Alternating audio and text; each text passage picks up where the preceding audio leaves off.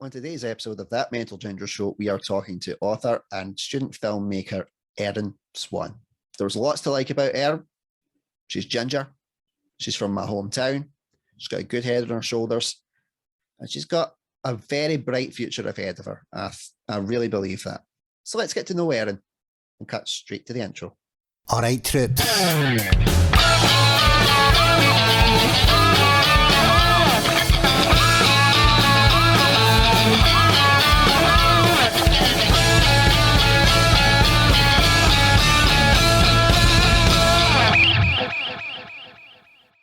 Erin, a pleasure to have you on the show. How are you doing? I'm doing all right, thank you. How are you doing?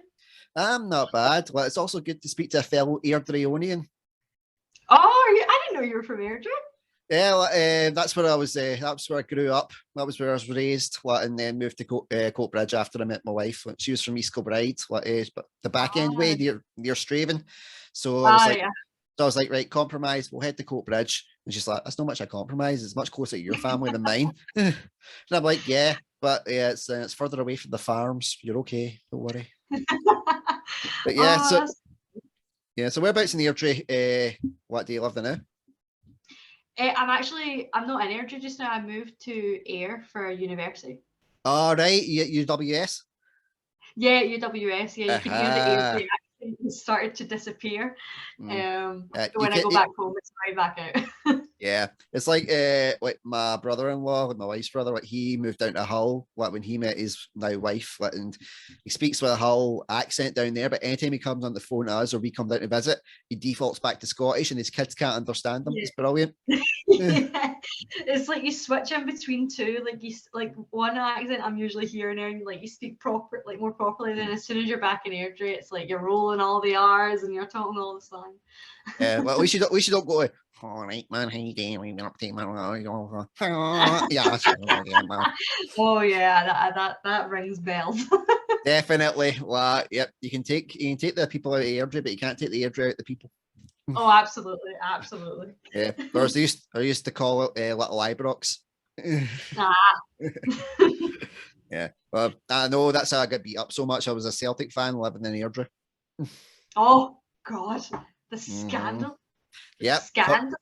Controversy right there. Ginger, left-handed, a proddy that supported Celtic, mental health issues. Satan is down there with the keys waiting for me to replace him. Oh God, that's so bad. Yep. I can just imagine growing up in Airdrie with that. That wouldn't have washed at all. No. Well, I wondered why I got beat up on a bi-daily basis. Just look at this. Yeah, just when I got the list sorted, I was like, oh man, that was it. Anyway, enough about me and my madness. We're here to talk about you and your madness, or specifically your origin story, because that's the one thing we all have. That's the one thing we all have in common, isn't it? We all have an origins.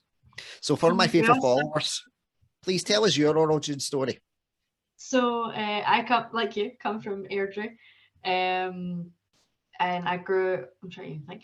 I kind of just. Not the most exciting, like growing up, like it was very, very regular. When I was younger, I wanted to get into journalism a lot. Nice. And then I felt too bad about being in people's business. And I felt like I couldn't be that nosy.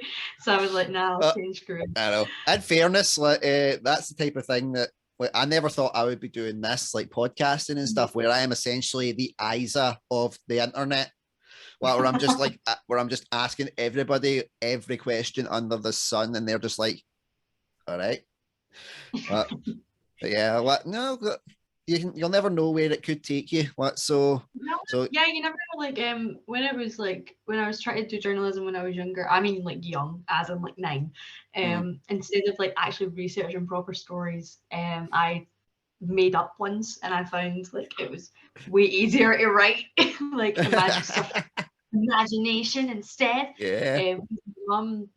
Growing up, my mum was in hospital a lot and my dad had to work, so I was at my grandparents a lot, and my papa had a computer, like a proper like laptop, so I spent all of my time on that every single I was always playing the laptop, so I spent a lot of time there. I'm glad that you call him your papa, because I call like my papa Papa as well. But did you ever find it was murder getting birthday cards with Papa on it? Right, yeah, yes. It was murder for Papa, Granny, and Nan. That was the hardest, the hardest. We had it's Gran and Papa, and I was like, Gran is a difficult one to get, and even more difficult is Gran and Papa on the one card. That's like Bigfoot riding a unicorn. It's that rare. It's so hard to find. Yeah, it's like as good as someone else feels the pain of the struggle of Papa. Yeah, so that's what I've said to like my wife was like, if God forbid one of my kids like ever knocks up some poor woman, I'll be Papa just so they can feel the pain. Like I'm doing this specifically for it. Like you will suffer as your elders did. Oh, that's actually also growing up, I still sort of am. I was really into swimming. Nice.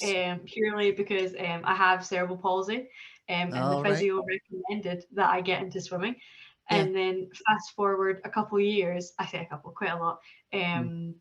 I was competing professionally at like British International and like loads of fun meets that meant you had to get up at stupid o'clock in the morning to go train in a pool. Well, that is unbelievably fascinating. I mean, the furthest I could ever go was the fridge. So what was it like? What's the training regime like for like swimming, especially on an international level? It's like I was a national level. I didn't get to international because I found film. But I was a national level, and it was, I couldn't do it now. Like it was, you're doing at least 3 mornings a week, and it's not like 9 o'clock to like whatever time. It's from 5:30 in the morning till like it's like stupid o'clock. Like the world's still sleeping. And it was like you were training like 5-6 times a week. And like you'd go, like I have Fridays, sometimes on a Friday I'd go training in the morning, go to school, go to training after school, and then just die. And then go to training the next morning. Like it's one of those ones that's like, swimming is the one that starts the earliest, I'd say. Yeah. Which is annoying because I'm not a morning person. You're like, swimming starts one of the earliest, and now you're going into film. I know. Because I do swim teaching now. Cool. I do swim teaching now. So I teach all the little kids how not to drown, essentially. And I get time off for a film project last weekend. And they're like, oh my God, you get a lion, it'll be great. And I'm like, I'm getting up at 6:30 in the morning. I don't know what you consider a lion, but it is not that. Yeah, but do you not find that it's easier to get up earlier when it's something like that, when it's something that you're passionate about? Yeah, it's way easier to get up when you're like knowing that you're going to spend like fun on set. It's going to be fun. It's going to be a bit stressful at times. Absolutely, but it's like, because I've maybe like when I get into the TV and film industry, maybe at one point I'm like, oh, I need to go again. Maybe, who knows? I doubt it. But like at one point, maybe it'll get mundane, but I hope not. Because like every time I'm doing a project, it's like, it's always excitement. It's always like, I think it was, what was it? I think the Saturday was about a 10-hour day, and the Sunday was about a 12-13-hour day. And even after that, I was like, let's keep going. Let's keep going. This is what I want. That it solidified it. I was like, this is what I want to do. So tell us about the film. What's happening? But sell it to my audience. So the short film, it takes place a couple days or a couple of hours, it's not specified, after the Twin Tower bombings in 2001. Wow. So it is a political thriller, and it's an emergency cabinet put together with everyone they could find to try and figure out what they're going to do to combat future terrorist attacks. And it is actually set 14 years before a book. It is based off of a book, this film. Wow. Well, and so is it a book that you wrote? Yes. There we go. obviously I know what, but it's for the audience. We have to sell you. You're a fellow Ginge. We've got to get this. Another fellow Ginge from Airdrie that got out and survived. We have to trailblaze. Have to tell the tale. No, it was after moving on from my fictional journalism, I decided to get into writing, and through high school, it's a lot of what I did, and I just loved it. So then fast forward a couple of years, 5 years later, and I managed to publish a book. That's a Scottish spy mystery. Did you self-publish? Self-publish, yeah. Nice. Because I know a couple of authors that self-publish as well. So how did you find the process of doing that? Did you think it was relatively straightforward, or did you just think, man, this is an ache in the downstairs regions? Oh, it's educational. It was an educational journey, because you have to do absolutely everything. Like there is like, and it's amazing because you get such creative control and you get to say this and to say that, and you get more royalties, and it's brilliant. But you have to do everything. You need to do the cover design. You get someone to do the cover design. You get somebody to do editing. You get someone to do proofreading. You get loads of people to do loads of things. And even in traditional publishing, you have to be your own marketing. Like you need to come up with a marketing strategy. You need to wear, like, as a student film, you need to wear like 300 different hats to get it all done. Like it's crazy. But no, self-publishing, it's just a lot of it's not a lot of research, but it's like knowing what to watch, and like there's loads of videos on YouTube, and there's loads of like podcasts like you're out there that you just listen to and you're like, okay, I could try that, and it's just listening to other people as well that have self-published. Yeah, because it's fascinating because because I'm setting up like my media company, one of like my kind of business advisor has said, like, you know, one of the things you should maybe consider doing is like writing a book about like your guide to podcasting. And I'm like, don't know how I don't know how the fuck I would do that. Are you kidding me? It's like I say, I just see myself as the wee fat ginger kid for Airdrie all the time. I'm like, I don't know what they're talking about. Well, so like it's always fascinating me about like the kind of publishing side of it. Especially when he was kind of brought that up as well. What would you say like it would be like your kind of golden nugget of advice to anybody that was wanting to self-publishing? What would you, aside from like, you know, you don't know what you're getting into kind of deal?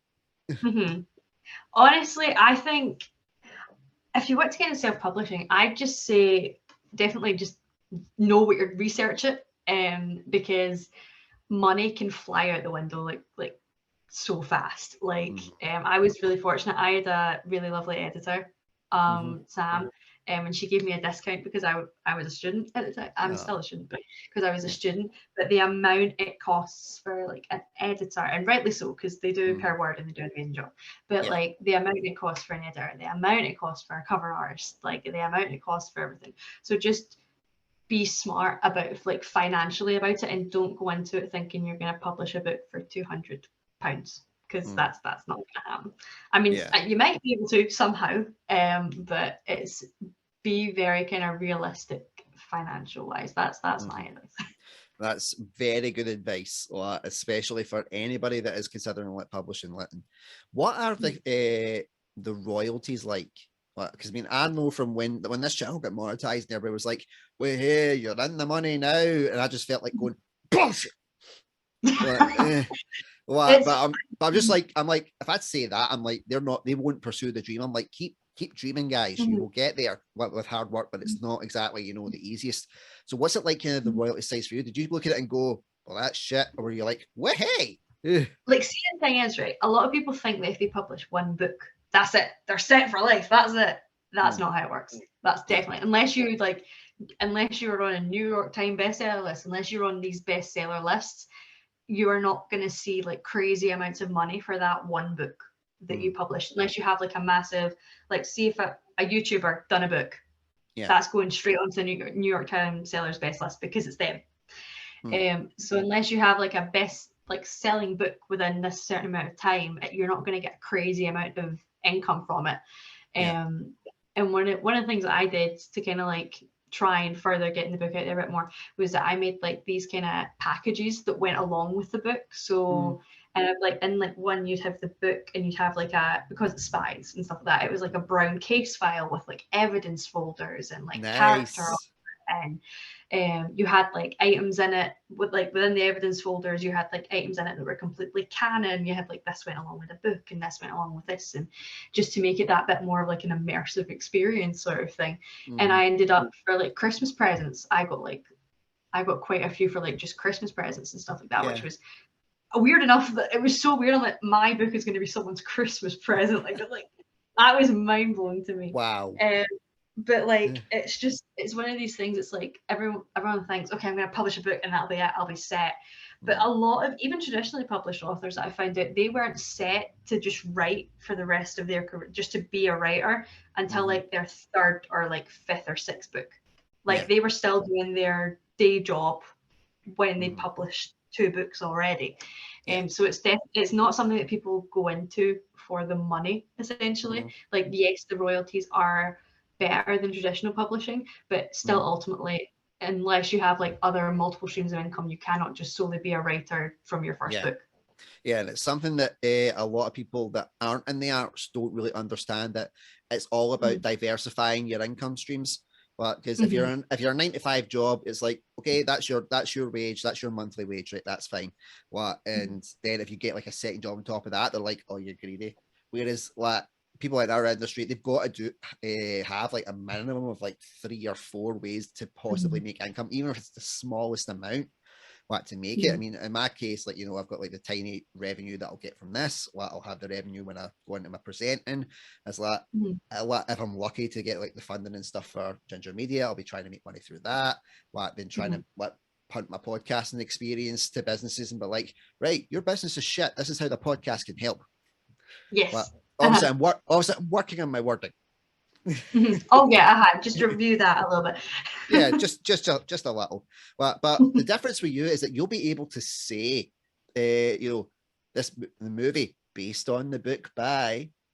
See, even right. Okay, I was terrible, right? I am this person that I really need to stop doing it. But even when we were filming the short, so the short film that we're filming the weekend, that takes place 14 years before the first book. So this is when it all starts, essentially. This is where the big kind of baddies to originate from. I didn't tell anyone that this was my book. Yeah. I didn't tell anyone in the casting crew this. The only people that knew was the director, Rory Meakin, and Chris Scott, who's the director. They were the only people that knew that this was my book, because see, for some reason I need to get better at it, but I felt like because we were doing a short of my book that it was so self-indulgent that I didn't want to come across as arrogant. Because Chris Scott, he was amazing. He was like, no, we should do this, like, because what we were thinking about was to like push this for TV, like just because he's like, would you ever want to do a film or TV? And I'm like, definitely TV, because I think you get to push complex characters quite a lot, and that's why I tried to get through slightly complex characters. But I just didn't tell anyone. They only figured it out because I think something slipped. I don't know what slipped. Someone let slip that it was my book, and I got asked. It was on the second day of filming. Someone let slip it was my book, and I was like, damn it, why? We were going so well, and then they were like, oh my god, like, so you wrote this? And I'm like, yeah, not me. I don't know why, to me it's just so self and like my head, like for no one else, it's just like for me it'd be like, oh no, people are gonna think I'm so arrogant, I'm making a short film about my own book. Like, not at all. Well, that's again, that's diversifying your income streams. I know that I will be making it essentially for the money, but it's something else to add on. It's another string to your bow, to add into this series. It's something that's set before it, so you can also say that's canon.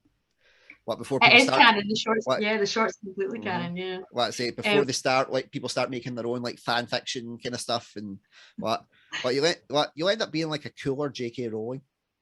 Oh, imagine. You're Scottish. You're ginger. As far as I know, you don't have any issues with transphobia, so I think you'll be all right with that one. Oh, it was crazy. Like, someone let it slip, and then suddenly everyone, because I had a book in my bag because we were planning to take pictures when everyone else wasn't there. Yeah. And then they're like, oh my god, you've got the pic with you. That, like, one of the runners saw it in my bag, and it was like, yeah, do you want it? And they're like, oh my god, can I see it? And I'm like, I can't really say no. It's just cute. And they were just it was crazy. And like, even in the short, like, one of the characters, Charlotte, is the mother of one of the main points of view in the character, and even just seeing like this character's mom, just like how she walks, how she talks, and one of the things in the book is called the Rain Institute, and it's like the building is the big central location, and even hearing the actors just say the Rain Institute, how are we going to appease this to the public, like even just hearing them say the words that I made up 5 years ago, it was just it was crazy. I was sitting there with my hands over my mouth and like jumping up and down a bit. If you don't mind me asking, like, 'cause I know you're never meant to ask like a woman her age, but I'm not a normal guy, so fair does. But Okay. so how old were you when you wrote the book? When I wrote the book, it was kind of over a long time. I think I really started writing it during lockdown, which was I think I wrote it when I was 19. I was 19. Wow. 19, and you've wrote a book, and you're getting it made into a short film. There are people out there in their 50s that wouldn't be able to do half of what you've done so far. It's absolutely amazing. Oh, thank you. So what year are you in UWS? Are you in your third year? Or yeah, I've just finished third year this year. Yeah. So you're going into the final year. Final year, which is kind of scary in all honesty. Like it's flew by, especially because of COVID. Like it's absolutely flew by. And then I'm sitting there with like I've got 1 year left, and then into the big bad world. So it's kind of scary. I'm not gonna lie.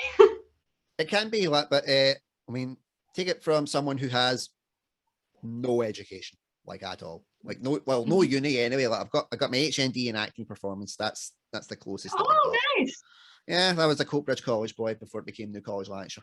Yes. Yep, I'm one of those guys. So take it from someone that knows, like, yes, the degree is good to have, and of course, education is important, but it's not the be all and end all. It isn't. See, the fun thing about film, right? Nobody cares about your film degree. That's the thing. They couldn't give less of a crap about it. They really couldn't. Like, basically, the reason I went to uni for this is because it was something I was really interested in, but knew nothing about. Yeah. And I didn't know how to format a script correctly. I didn't know how to look at a script. I didn't know how to break one down. I didn't know how production worked. Because originally coming into uni, I wanted to be a director and a writer. I've been here 3 years and I say absolutely fucking not. I would never do that in my life. I couldn't. I got asked, Chris actually wanted me to direct this short, and I was like, no. I was like, no. You're just like, I respectfully disagree. I respectfully disagree. Here's my friend who's a director. He's going to do it. But no, it's like you don't need a uni degree at all to go into film. It's mostly to either understand what film's about and to learn the process and how things work and what release forms are and what a recce is and blah blah blah. And to understand that and networking. Like, see, if I didn't go to uni, I never would have met Chris. We never would have done a Slate trailer. We never would have done a short film. It's all about networking essentially, because in film, it's not your degrees or like anything like that. It's who you know essentially. Yeah. So it's all about it's just networking through uni essentially. And so it's costing it's like what, 16 grand a debt to network. Woohoo! Wow. Exciting. Yeah. Wow, that's fun. That's a fun way to look at it. But at the same time, you only get to go around the merry-go-round once unless you believe in reincarnation. So you got to go for it. You can't.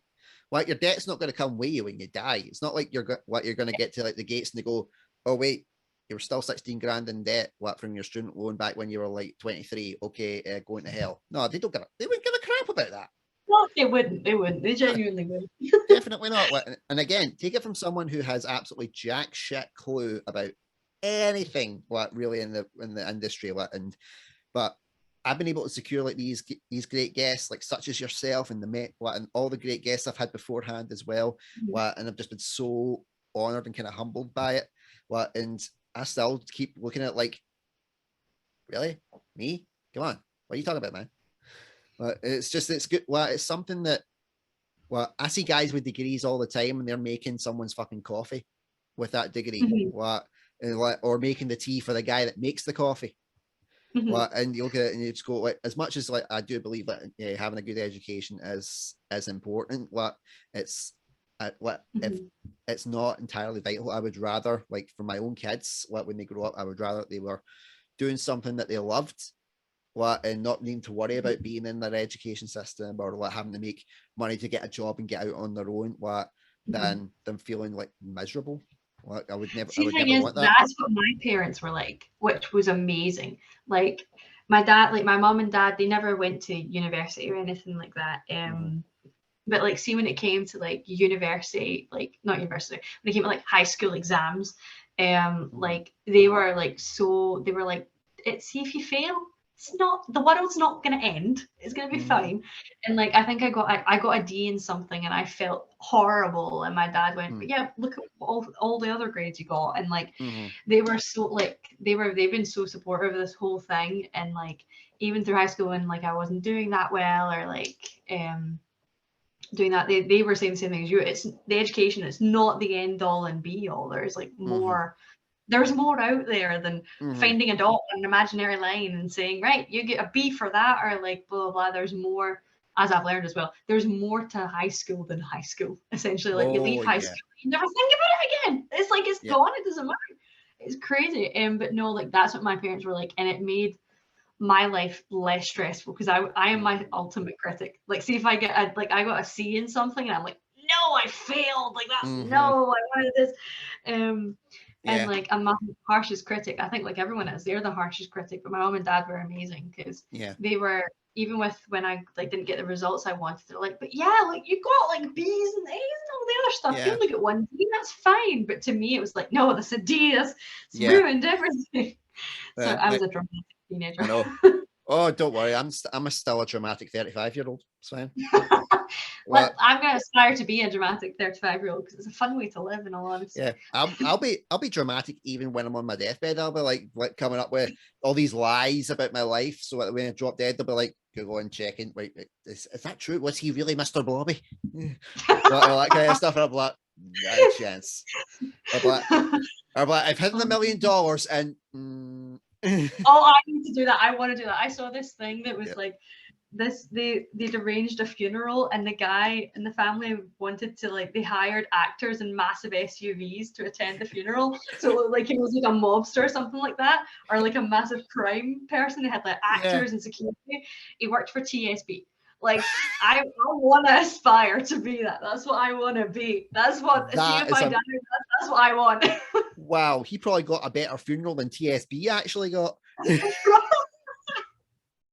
That's fantastic. It's those type of things that you just think about. You're like, that's what I would like to do. Just something really baller like that. Yeah, just go for it. Well, and back to the point of like the exams, like my mom and dad always said to us, like, you know, the same deal. It was like, if you fail, it's not the end of the world, blah blah blah. But I had an older brother. Well, not had. I still have him. I just don't see him as much. Daniel, love you really. But when he got his exam results and he didn't do quite as well as like my parents thought he would, and the logging that he got from it terrified me. So that way, because he didn't care. He was just like, he just said like, doesn't matter, and they're like, it was like they went, we lied. But so when it came to me and they were like, doesn't matter if you fail, I've still or whatever, I've still got that burned in my brain. I'm like, I ain't going down that road. Swatting like a mofo. And it was the same deal. Like I remember when I got my my hires and stuff, and all that kind of stuff. Like one's like maths, I knew I was going to fail. I was shit at it. It wasn't going to happen. Same. Yep. I got a D in that 5 and never went back. I didn't even get the D. Like I got flung into the higher class 6 months into the course. Well, I was an int 2. I was an int 2 and I was doing well, and they went, no, based on your previous grades, you should have been in higher. And I'm like, no, I don't want to be in higher. And they, you've not got a choice. You've got to go in. So I went in, tried a couple of times and just couldn't get it. And I just went, you know what? This ain't working. So I just dogged it. And just went to the library and studied like for my drama and things like that, because that's the stuff that I wanted to get the good grades in. And I'd been straight A's all the way through, and on the exam I got a B, and I was in like tears. My mom and dad were like, yeah, you got a higher B, fucking brilliant.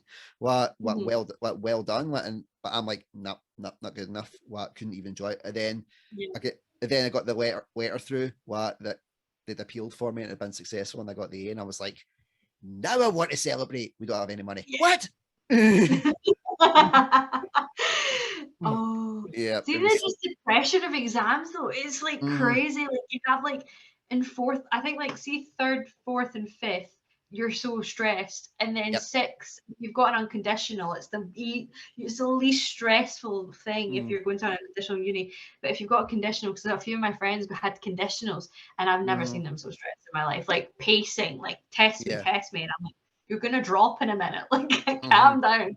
Like Yeah. it's the amount of pressure is absolutely insane. Yeah, it was like I got an unconditional 4, ironically for UWS when I was at the college, but what it basically came down to finance. I just couldn't afford to do it, and I was like, well, what? It just wasn't able to happen. Never went back. But everybody was like, oh, you're going to regret it, and I'm like, I still don't. Like, in all honesty, like it's like I know I made the right call, and eventually got back to where I was. We are starting to come up on time. So what before we go into like the final question, I want you to sell yourself, all the socials and stuff. Where can my audience find you? Okay, so I am not on Twitter because I don't know how to work it. I'm on Instagram as official_slate. So it's like the official Slate page because that's the name of the book, Slate Retribution. And we call it the Slate universe. So the short is part of the Slate universe. The book is part of the Slate universe. I'm currently on the 3rd draft of the 2nd book right now, working my way through that. Nice. Not done a title reveal yet, and I sadly cannot. I was hoping for a Ginger exclusive from a fellow Ginger, but we'll wait for that one. We'll wait for that one. But I'm only on Instagram for writing, because that's the one I know how to work and I know how it works. But yeah, that's where I can find. I'm not on Facebook or anything like that, but yeah, I know my film kind of Instagram is just Erin_Swann3. And that's where you can see all the stuff that I do filming wise, because I always post about that there. And there's a couple stills that actually make it look like I know what I'm doing in my job. In my job, I'm like, oh, I look like I know what I'm doing there, even though I was having a breakdown at the time, like but no, that's where you can find me.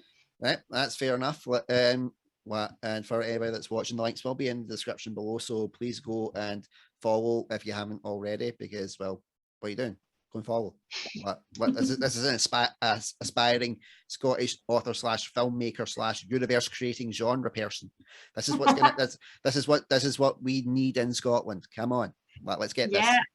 We don't have any spy mysteries in Scotland. We need one of them. Yeah. We need one. Well, and also because she's Ginger, my fellow Vietnamese following, which is like the second biggest following in my channel. Another Ginger, follow them. So I will round off by asking you the question that I ask all my guests. If you could give one piece of advice to anybody struggling with mental health issues at this point in time, what would that piece of advice be and why? One piece of advice, because I learned this recently, do not feel guilty about drawing boundaries and saying no. Because sometimes you need, we were all meant to meet up for this party, me and my friends, but I had a really bad day, and it was just really bad just in my mindset that day, and I felt so bad for saying it, but I knew I just had to spend time on my own, because personally that's how I deal with things. I don't like to be around people, so it was just like, do not be afraid to draw boundaries and say no, because that'll help you in the long run, because if you keep saying yes to things, you're just going to wear yourself out and it'll end up in a bit of a burnout, which has happened before. And you just feel so mentally drained. So definitely just boundaries are not a bad thing. They're there to help. As much as they don't feel like, they just feel like if you feel like being rude, it's not. You're just drawing that boundary and saying, I need to spend time by myself, and I know I'm going to feel better for it, and I'm not just trying to please other people. Definitely good advice. Simple and to the point. And it's very, very true. The amount of burnouts that I've had as well, and it's a general, if you're in this industry, burnouts will constantly happen. It'll happen no matter what you do. And learning to say no is one of the trickiest things in our line of work, because you feel like you need to make those connections, and you need to hurry those connections as well to get you where you want to go. But as Iron Maiden says, your time will come. Yes. I'm not going to insult them by doing the high pitched voice. I can do it. I just choose not to. See, even now, drawing the boundary, I usually try not to do film production work or chat to people after 9 o'clock. And I try not to start work until 9 o'clock in the morning the next day, because otherwise you get out of bed and I sit at the computer and I don't leave at all. It's just, and you end up just doing constant, you'll always find something to do. So it's just boundaries for me has been a big thing over the past year, and has helped me. So that's boundaries, definitely a big thing. Yep, absolutely fantastic. Erin, it's been such a pleasure talking to you. Like, it's always refreshing for me to see like another person like from where I grew up, like, and from kind of my hometown, doing something like and making something of themselves. Like, not that there's other people that haven't, obviously there have been, but it's always so refreshing to see that we are still producing like the high quality ginger talent that we need to produce. Yes.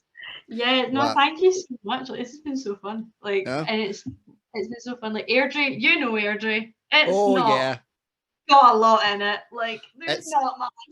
It's less than it. Yeah, like, it's Airdrie. It's the only way you can say it. It's Airdrie. It's Airdrie. It's Airdrie. So it's Airdrie. But no, it's definitely like film's what I want to do, and it's just like I came from Airdrie, and I'll always be from Airdrie. Definitely. Yep. Definitely, like no matter where you come from, it's like my parents were Coatbridge and then moved to Airdrie when I was born. Like, but they'll always be, they're always Fae the Brig, and I'm like, and I'll always be the one that just like, you know, they always be like thrash bush in your house. We were like win haw. Yeah, thrash bush in the house. We were what? So we had our own response. It was win haws up your maw. See, you'll never go over the classic. Your dad sells Avon. Oh yes. Your dad sells Avon. Yeah, I've seen recent ones where it's like your dad watches Love Island and Sambas, and I'm like, yes, that's traditional Scottish patter right there. Oh, that's brilliant. Yeah. Big shout to Rob Kane for coming up with that one. Yeah. So until next time, my faithful followers, I've been Andrew Durnan. This has been a brilliant Erin Swann. Like, please, like, just give her all the support that she needs. Like, because, well, if you don't, I'm gonna, because we ginger stick together. We ginger stick together. Yes, we do. Yeah. So until next time, take care, stay safe. Bye-bye. Bye.